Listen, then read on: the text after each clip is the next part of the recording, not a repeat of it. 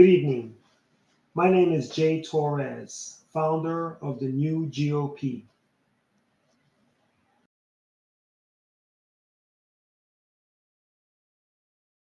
This is the Suave Powerhouse podcast. Let's get started.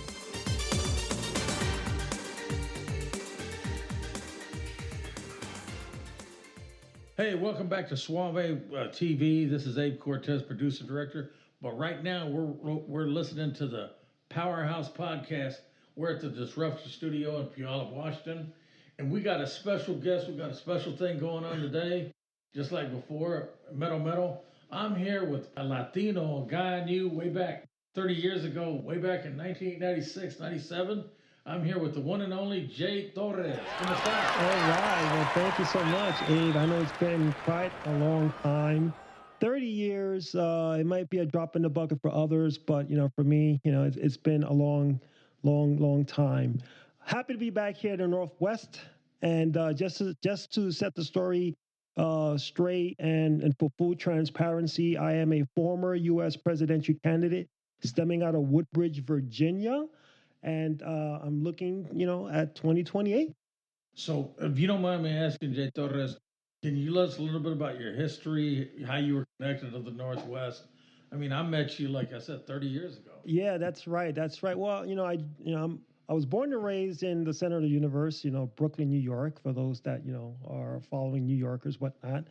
And I decided to join the military in 1992. And I joined the military in 92. By 1995, I was stationed here. This was actually my first CONUS assignment, which was the first Special Forces group here in what was then called Fort Lewis, Washington. Now it's the Joint Base with Fort Lewis and McCord Air Force Base. So when I arrived there, I guess sometime later we met. Yeah. Yeah. We used to go out and play sports together, hang out. I don't think we've ever played racquetball before, but we did. Yeah. Yeah, but we're social creatures. Football, yeah, we're definitely social creatures, whatnot. Coming with my New York upbringing, I was really tied to the hip, so to speak, with the old hip hop culture emanating from New York City, predominantly the Bronx and Brooklyn and Manhattan and whatnot, all the boroughs, quite frankly. Yeah, I love it when I see movies that they'll be like, hey, Senator Johnny Brasco, and this is Lefty, man, and I can walk around to all the boroughs, man. Just hearing that is cool, man. Yeah. From the movies, Absolutely. It was a great era. The 80s era was the best, I think. Still hasn't been overtaken by any other generation. I got to say this because I remember this as a kid. I used to breakdance. Yeah. But you know what I'm talking about when I say this. I remember that song, The South Bronx, The South Bronx. That's right. Yeah. Yeah, shout out to BDP Boogie Down Productions with KRS-One and those folks out there. That's old school. Yeah, there, paved the way for hip hop and even the earlier pioneers like Grandmaster Flash and the Furious Five MCs and Kumo D and all the others. Yeah. And you don't understand, man, but ironically, I'm considered not but one of the persons who's helped pioneer the hip hop scene in Austin, Texas. Right. Because I used to be part of a group that was the first one to perform live. Absolutely. And I know that when I learned about your escapades here in the Northwest, predominantly with Latin hip hop, yeah, that was, that's what really drew my attention was the Latin hip hop portion because it's not something that's mainstream. I don't know why it never went mainstream. But they certainly had a lot of pioneers, namely, one included with my own family. Her name is Lottie Da. So shout out to Lottie Da if you're listening. She came out with the song Infatuation back in 1983. That was a good hit, man. Big hit. And she's still doing her thing. That's it. So let's go ahead and switch gears, man. Sure. Getting into politics. And that's something I'm not going to lie to you. I've probably devoted my time and effort to so many different campaigns. There was a gentleman named Dr. Raul Garcia years ago. Bill met him. He was on this podcast. I met him in person, and he ran for governor, and unfortunately he didn't win. And recently he ran for Congress, didn't win that, but he's been leading the way, and I've been involved in politics way before then, locally. Anytime I see a Latino trying to run, so it's an honor, man, to not only know you, but let the people know, man, what you're going to be doing and how they can support you. Sure. Well, the trek began, way back. Um, it was actually just a mention during a family reunion, believe it or not, probably about 2010 at an annual family reunion when one of my aunties said, "Hey, you're doing so well in the military. You should run for president." Family members kind of looked at me and like, "Okay, where's your answer?" Right? Back in 2010, and I didn't really take that time to really, start pushing into politics. I just took that with a grain of salt and move forward, But, by the time I started really, really getting immersed within the military, went on to work out of 4 American embassies. The first one was Zimbabwe in Africa, and I worked out of the American embassy in Harare, which actually stands for City that does not sleep, Harare. So shout out to my friends out there in Harare and Zimland out there. So there in Zimbabwe, working out of the American embassy there, I was working in the defense attaché office, and there's always a lot of information that folks that are working within the intelligence community are privy to, and they see, an astounding amount of information that comes before us. Some of which is passive, some of which there's action that needs to be taken. But one thing I noticed was that there was a humongous issue and that was brewing, and when it dealt with human trafficking, DOD or Department of State, people are familiar with the term TIPS, and that's trafficking in persons. And so when you're looking at from a big broader perspective about human trafficking and its origins and why it still continues to persist, even though we celebrated years ago with the end of slavery, but here in this day and age, slavery still exists. There is still modern day slavery existing now, and that started to really bug me, because here I am defending our way of life, defending our country in the fashion that I did, working out of an American embassy, but looking stateside and seeing what was occurring with human trafficking, and it was astounding to see, so many people that were hurt by human trafficking. And so I kind of, pondered about that, and I thought, man, something needs to be done. By that time, years later, I went moving to other embassies. I spent some time in El Salvador, lived there in 2008 in El Salvador. And obviously there was a big problem in 2008 with the MS-13 gangs. They were, it was pretty dangerous there in El Salvador. I worked out of the American embassy there in San Salvador, and I remember just weeks in, it was so dangerous. Weeks in country, there was a body that was found right outside my door. I believe a woman that was bound and gagged and just tossed right there to the curb as if it was like a message. Because working as a diplomat overseas, you always have to be very wary about people rolling up on you and kidnapping you for ransom and that sort of thing. So that kind of really, was really big eye opener for me. But going back to the question that you mentioned about me, becoming involved in politics and why I made that decision. Further down the line, when I went and worked out of the American Embassy in Phnom Penh, Cambodia, there again, human trafficking was very, very evident. And so I decided that at that point, I was going to start getting serious about maybe doing something. I was not too far away from retiring from the military, and I thought perhaps I can retire from the military, head back to my home place, which is Brooklyn, New York, work out of the United Nations, and then maybe run for a local office there and start working on the matter when it comes to human trafficking.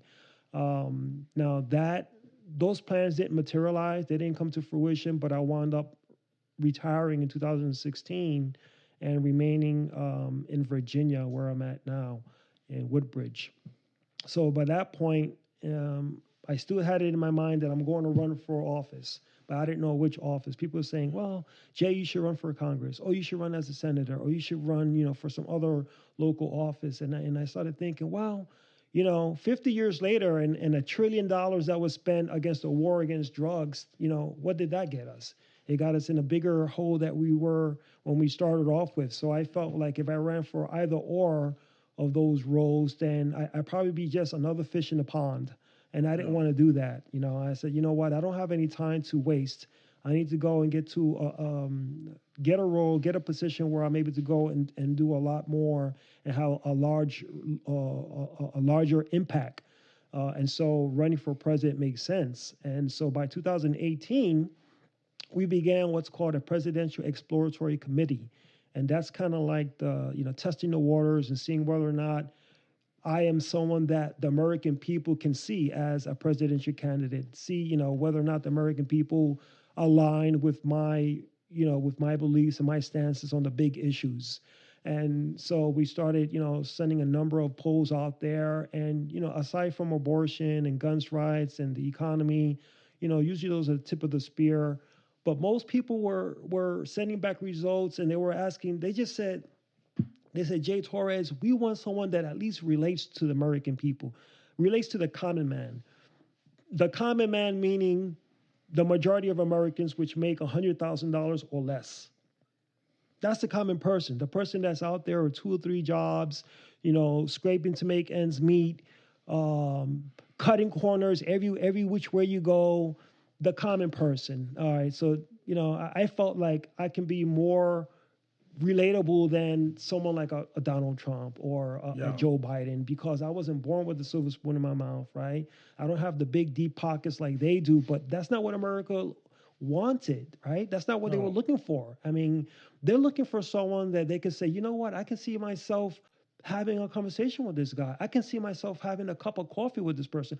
I can see myself having my family around this person. I would feel comfortable with my family around this person. And I thought, well, that's kind of neat, because I felt like I was a lot more relatable and understood what it's like, being born in Bushwick, Brooklyn in the 80s. It was a tumultuous period. You had a lot of things that surfaced in the 80s, such as crack cocaine, which really devastated our neighborhoods, just like it did Washington, D.C. There's a lot of similarities. And so here I am, with that history behind me regarding all the things that us as a nation went through within the late 60s, the assassination of Dr. Martin Luther King, right? You have the assassination of JFK.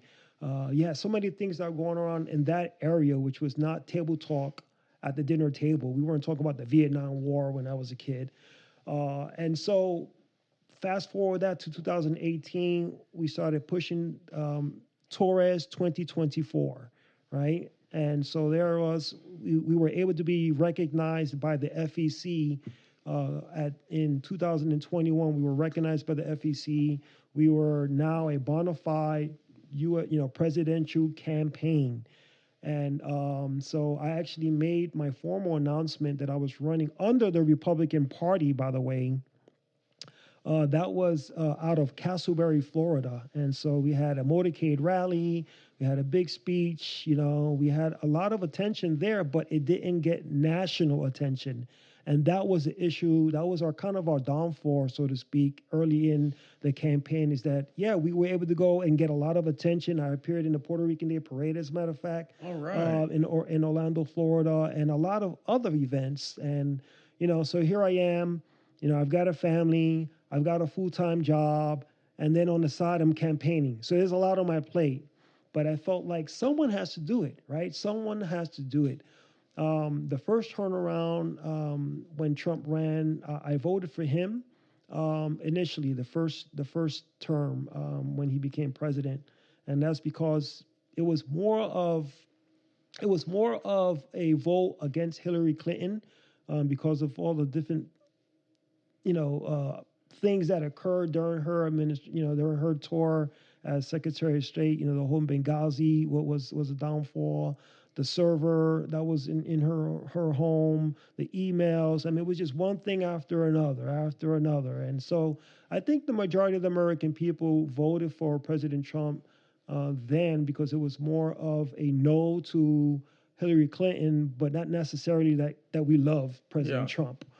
So the next term, the next time that we were gearing up towards 2020, obviously, and I didn't support Trump then, but I wanted to run against him, quite frankly, or whoever the contender was. So we ran in 2024, and rather in 2020, and then what happened is that we were running under the Republican ticket, Torres 2024 rather, and we wanted to go and bring in new ideas and new vision basically to the existing Republican Party.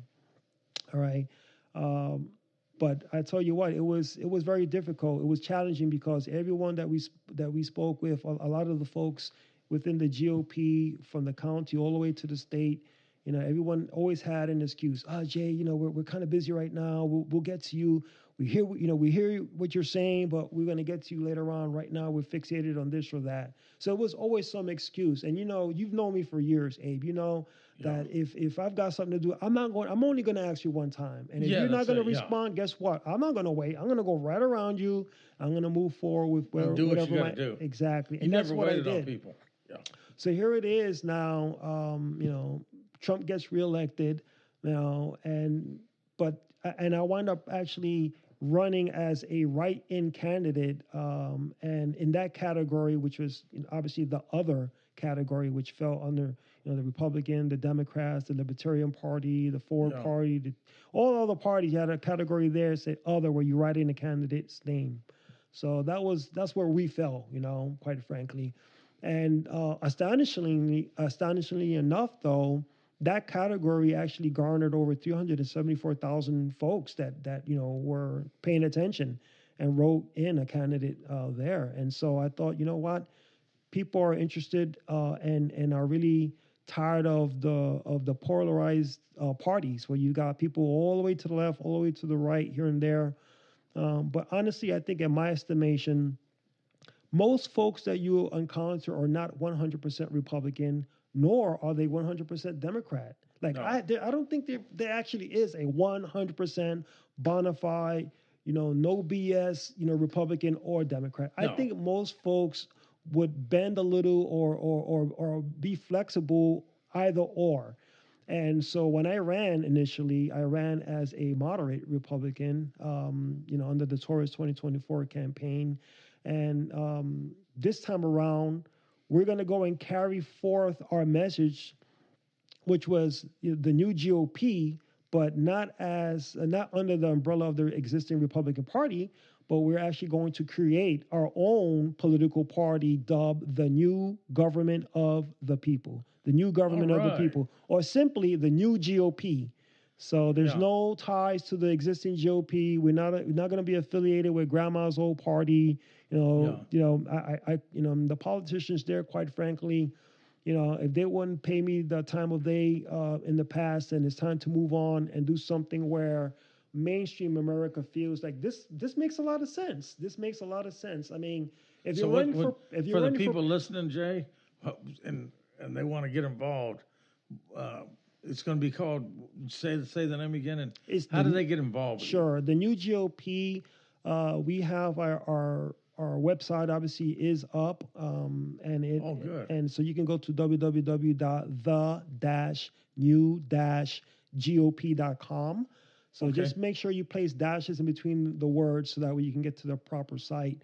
When I ran initially with the Torres 2024 campaign, and then wanted to go and switch gears into the new GOP, folks out there, and I'm not going to call any names, but folks out there wanted to block that momentum. And so they went ahead and purchased the domain, the new GOP, without the dashes, just so they can kind of thwart our attempts at creating this party. So I simply went around them. That's a little dirty. It is, and so it's unfortunate that it was someone from New York, my home state. But it's okay, because the way I see it is this: there's only one America. So if you're going to be running for president of the United States, you should be directing your message to the American people, which is a conglomeration of all parties, right? I mean, so it's the new GOP, but because they did that, you need to put the THE dash NEW dash GOP. That's correct. Okay. So you can actually find us online. We're getting very we've got a good presence now on X as well as Facebook. We've got a podcast as well, and it's called the New GOP. We've got a few episodes up there When does already. it come on? I mean, which sites does it come on? Right. If you go to YouTube and look up the New GOP, maybe add a comma Jay Torres, then you'll Do see. do you need to put dashes and all of them? Yes. Okay. Anytime you look for our campaign, always place the dashes after the words the and you. Yeah. And that'll direct you straight to us. So the New GP, we've got volunteers, and I want to thank my volunteers that have been steadfast with us from even 2018. We still have folks from the old campaign that have decided to remain with us with our new endeavor. And so, you can find us on social media on Instagram, on Facebook. We just created a Reddit account, so we're up on there, and TikTok. So take a look at my videos on TikTok. I'm hammering the fact and foot stomping what's going on now with the government shutdown. It's outlandish. I just had breakfast with soldiers here at Fort Lewis, and just talked about what's going on. Boots on the ground. Told me what's really going on with the situation. And a lot of the soldiers that I spoke with, they said, "Man, we're glad you're here. We can't believe that there's someone like you here amidst us, because here I am, a retired U.S. Army warrant officer, having breakfast with soldiers there and talking about the issues. One of the big issues is the government shutdown, which is out, it's crazy that it's actually affecting soldiers now, because you think that if you're a soldier, you're safe from the government shutdown and your pay being stopped, but evidently it may actually happen where soldiers are not getting paid, at the end of the month. And on that note, I mean, I'm just going to be straight up about this. I know we have people doing politics in D.C., and I know you have people who are elected president, governor, senator, Congress, but come on, man. I mean, with this new stuff going on, I don't see where we benefit playing politics to where it's now affecting Joe Public. Yes, and that's a great point. That's not right, man. It's a great point, Abe. And quite frankly, if you really think about it, our government runs on a fiscal year, not a calendar year. So what occurs essentially is that every 1st of October, we have to go and pass the budget for the following year, which goes from October to October. That means that from October the 1st, 2024 to October the 1st, 2025, we've already collected taxes for that whole year. Yeah. See, so the money is there. And so we've got this heaping pile of trillions of dollars of taxpayer money that's sitting on the table waiting to be spent. And they're, the Republicans and the Democrats are out there fighting over how it's going to be spent. So it's not a matter that the money's not there. It's there because we've already paid for it. But it's just a matter of how it's going to be spent. And that's where you've got this, the back and forth and, and people just really trying to decide how much money are they going to get at the end of the day. So because pretty that's what much it's all about. people's political bickering is now, unfortunately, affecting, really, when it's all said and done, Joe Public. I mean, it can be somebody with upper middle class, lower middle class, a government worker. It's absolutely, come on, man. Yeah, we've got about 2 million people that work as that are civilians or government hires. Honestly, Jay, I'm just saying this not because I know you. And God, I remember when 30 years ago, man, you were the guy in the military, and everybody kind of looked up to you, and you were doing Amway back then. And not only that, you were always motivated, and you didn't brag, but you did good in your job at Fort Lewis. And I'll say Fort Lewis because I don't remember the thing now. So Fort Lewis, Joint Lewis McCourt. But what I'm getting to is it's good that you have a real person doing it. And it's by 2028. Hopefully, maybe in 2027, we can do a fundraiser for you. By then, we should have everything going. So the people out here in Washington State can know who you are, man. Yeah. Because a lot of this stuff, man, in reality, this has to come to an end, man. And let me say this right now. Latinos who out there, si estás ahí, please vote. You got to get more involved politically. You got to get your vote out. I've decided in 2026, I'm going to start LULAC going again by popular, demands. primarily to get more involved in politics. Yeah, I mean, you have for folks out there that are listening and think that, oh, I don't want to be involved in politics. Well, guess what? You are involved in everyone that's living in the United States, whether you're Republican, Democrat, or whatever religion you are, whatever ethnicity you are, whatever it doesn't matter. You are all involved in politics. You might be involved passively, or or indirectly, but you are involved. And Yeah, I say that even because as simple, Jay, as a mom or a dad or a young mom, single dad, whatever. If you got a kid going to school and you're part of the PTA, guess what? If you're in that and you're doing stuff, that's political.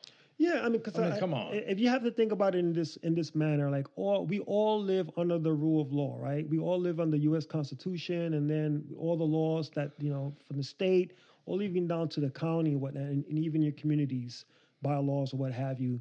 So, and people are making decisions on how much money you're going to pay for your child care costs. They're making decisions on how much money you're going to pay for taxes. They're going to make decisions on how much money you pay for child support, how much money you're going to make on your salary, for the state minimum wages. Oh, yeah. All these decisions are being made for you. And if you're not a part of that, then you're hurting yourself. You need to be actively involved.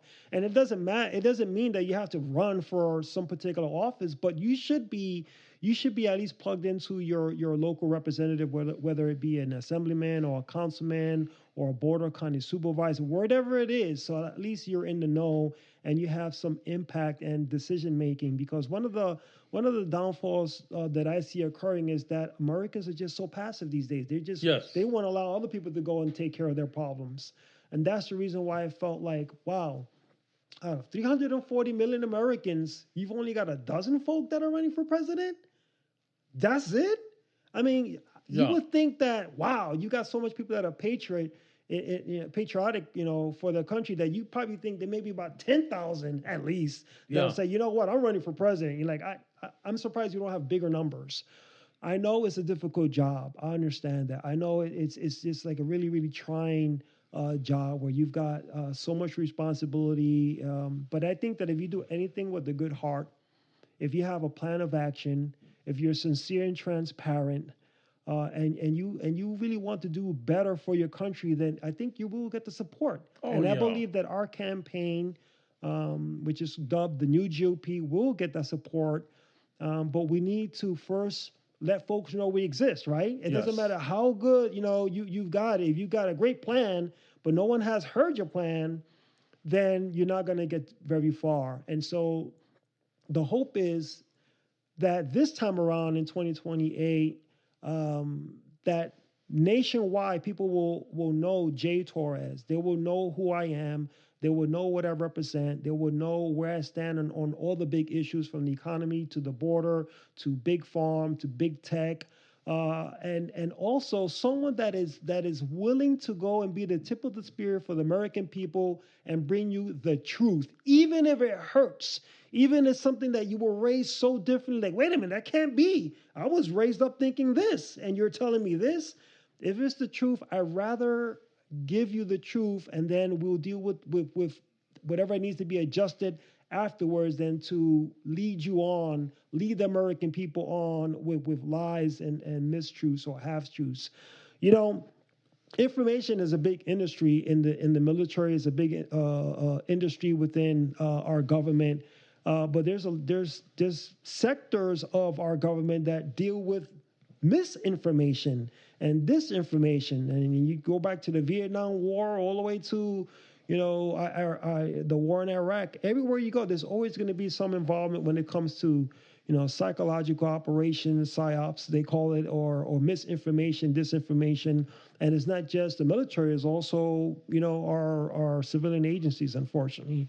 So when you start thinking about things that occurred during the Obama administration with Operation Thin Thread and also the trampling of our inalienable constitutional rights, where more and more of our freedoms are being taken away because people believe that the government can go and take better care of us than we can, that's when you really have to start thinking and saying, we need to do something now, because right now America is really, really on the cusp of falling off a cliff into the abyss.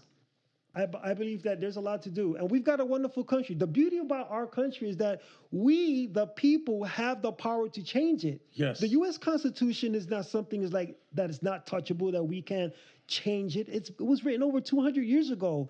Don't you think by now, in the 21st century, it's time for the American people to kind of gear towards changing it, so that way the language of the U.S. Constitution reflects the here and now? I hope that, and as you'll know what I'm talking about, and Bill will too, but I'm praying to God we avoid a civil war. Because if there's a civil war, then legally somebody can do a third term. Right. So there's a lot of talk about there being an allowance within the U.S. Constitution which would allow a sitting president of the United States to remain in power, essentially, into another term if there is civil unrest, or if there is some sort of national crisis that's occurring. I believe that if that is the case, from what I've read. And from what I've heard, if that is the case, it's not really a good look for our sitting president now, because it would allude to the fact that he's creating all this havoc now ahead of the 2028 election. So that way, God forbid, when we reach that point, he can go and press that button or hit the switch and say, you know what, because we are at war, or we've got this national crisis, whether it be the border or the drugs or what have you, that I can remain here as president. Well, Mr. President, I will tell you this, that this is not Africa. This is not Asia. And, I don't know what more do you need. We just had the No Kings protest where millions and millions of people were out there, U.S. citizens, by the way, Americans, not as you described, saying that they were not representative of the American people. So no, we didn't have millions of people that were shipped in or came on a plane to go and protest, the mannerisms that you have with regards to the way you use ICE and these other folks. Those were American folks. There's no way in the world that the American people would allow for you to remain on a third term. So I think that. And I'm directing this basically more towards the legislative branch, where you've got folks that have been there for over 30 years. Like I was looking through some of the tenure of some of these senators and congressional officials. There was one that was there over 37 years. And I'm thinking to myself, holy moly, 37 years, really? So in other words, typically you got the U.S. representatives, they're there for about 2 years before they get reelected or they move on. And you've got the senators that are about 6 years. So I'm thinking, man, if you can't handle the job or get what you need to go, you can't get your point across in 6 years, and you're still there 37 years later. I think it's time for you to go and say, you know what, it's Miller time. It's time for you to go. And I think that all of you Jurassic period politicians that are up there in Capitol Hill, you need to go really retire. You need to retire. You need to go and relinquish that seat, so that way we have new leadership come in and take over. Thank you for your service. We applaud you for your service, right?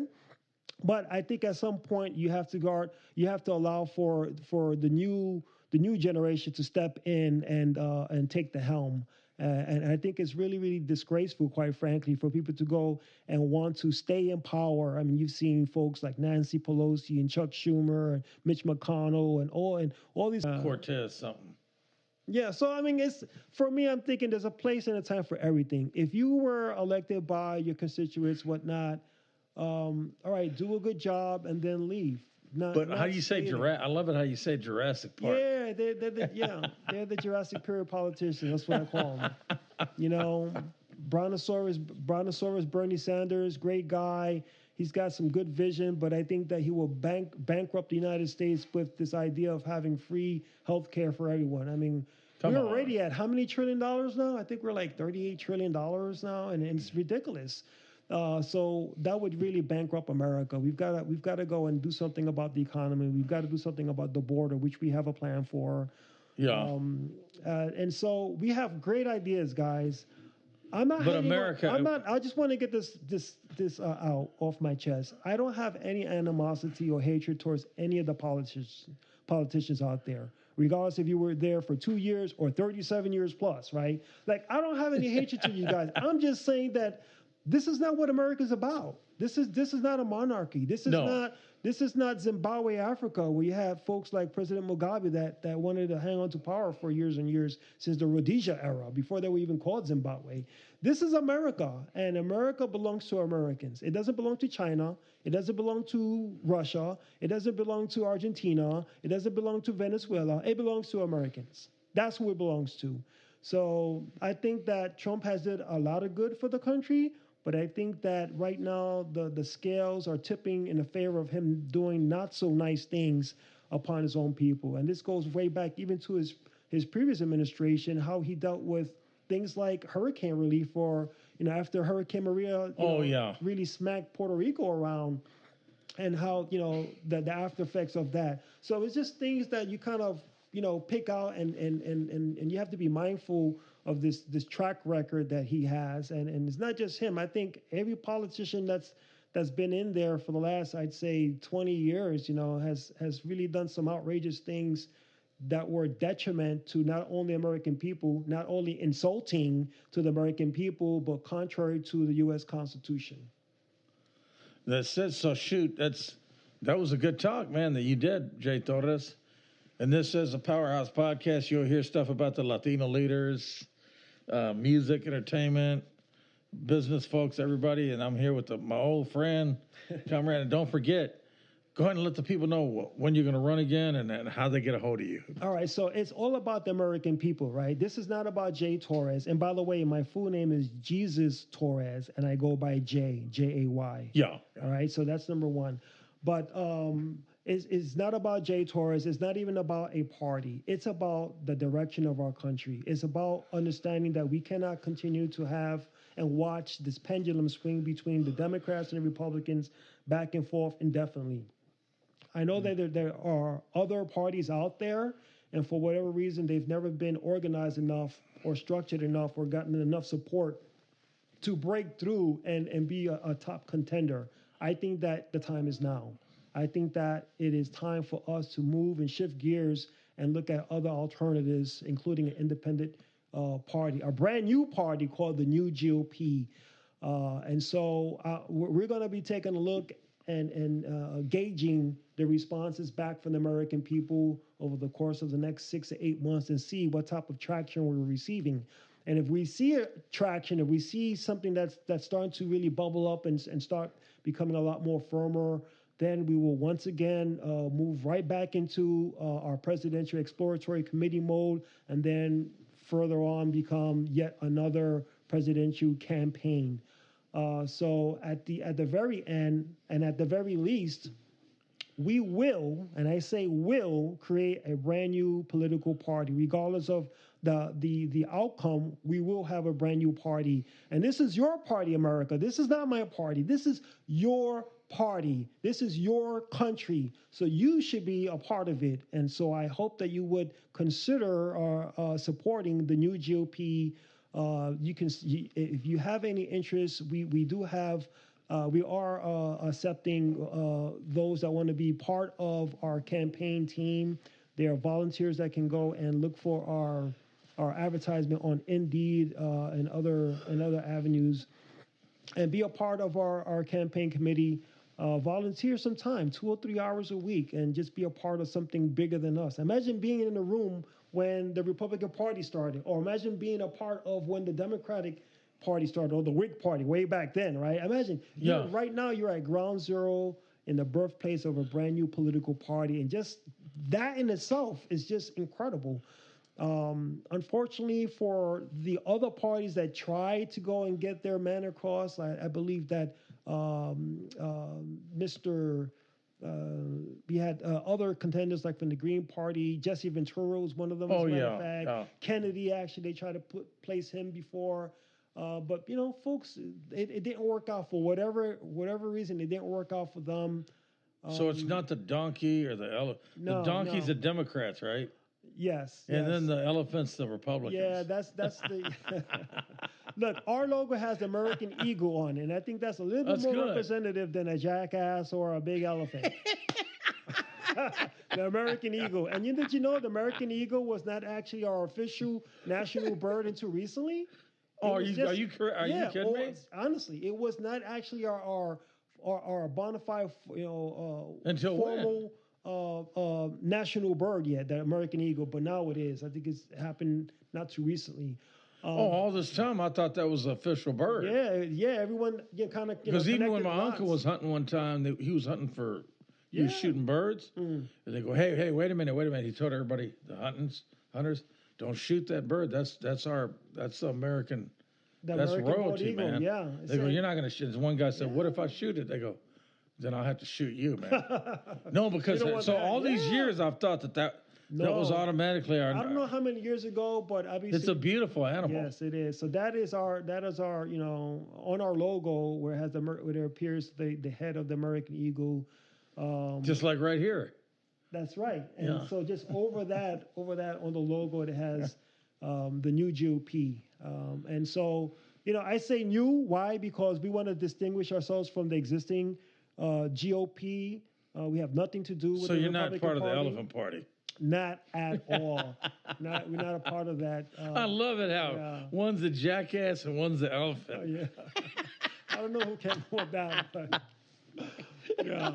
And it's funny because the new GOP, like when you walk into a supermarket, do you go to the counter and ask the management, hey, where's the expired foods at? No one walks into a supermarket for expired food, right? God, no. When you walk into a mall and you look for the new iPhone, do you say, hey, you guys have any iPhone 2s or 3s laying around? No, you don't do that. You look for new stuff, right? Latest technology. That is what the new GOP is all about. New stuff. We want So new ideas. Speaking about new, vision. we need to get more Latino voters out there. Let me just bottom line this, man. I grew up in Texas, and when I grew up there, every city that I visited, where I grew up, 40, 50, and they got to the points like San Antonio, 60% Latinos. The sad part, hopefully now it's not the same. When I was young, it was a frustrating thing. I would work on video projects, campaigns, and what was it? Getting the Latino vote. So a couple of times I looked at the politicians, I looked at the community leaders. I'm like, you know what? You guys ain't gonna like this, man, but we need to walk this whole neighborhood. They go, are you kidding me? This is 20 miles. I said, well, let's split up and do it because we need to knock on doors, man, and give them a thing and register them to vote. Right. So we had people sitting down, and we ended up getting like thousands of people registered because I'm like, what's the point of having all these numbers of people, and they don't participate? Yeah. Because remember, let me say this: only you can make a difference in your own community, and believe me, one vote counts. Because if you multiply one vote times a million across the U.S., you have votes, Jay. Yeah, I tell you. And I like the fact that you're running, man. That way you can bring up issues. Sure. When you're on CNN, when you're on talk and shows. I'd love to come back on the show, quite honestly, either in person like we're doing now, or through the telephone, or over Zoom or whatnot. Listen, I've worked with tremendous folks like former President Jimmy Carter, may he rest in peace. And with Habitat for Humanity, I met him and his wife. Stellar people, visited their state and where they were raised and whatnot in Georgia, and you even see all these conspiracies and all these different negative connotations with President Carter, like you've had with President Trump. I mean, or even President, even other presidents, and it's just so interesting how you're just trying to go in and do your job, and yet you're inundated every day with a flurry of people that are just attacking you. I'd be the president that with no drama. Like I would go in there, like have no drama. I would like to have peace with everyone. I would like to denuclearize the darn world if I could. I mean, things like that. I wouldn't be out there creating so much havoc and unrest. Certainly not within our own country. And I think that we need to take a step back, take a deep breath, and really think and ponder, can our country can our country make it through another administration under the Republican rule? Or can our country exist and go forward with under the Democratic Party, whoever they put forth as their top dog? We need to start looking at other parties, and if not, I think why not just create your own party, one that represents, like I said, the common man. The new GOP. The new GOP. That's where it's at. All right, brother. Well, listen, for time, we're going to go ahead and wrap up, but keep listening to the Powerhouse podcast. This is Abe Cortez. Thanks, Bill. Thanks, everybody. What's up to Candace out there listening? Keep doing your thing, and don't forget, get a hold of me at Cortez. My email is cortezprod@gmail.com. Call me direct at area code 253, the number 389-2234.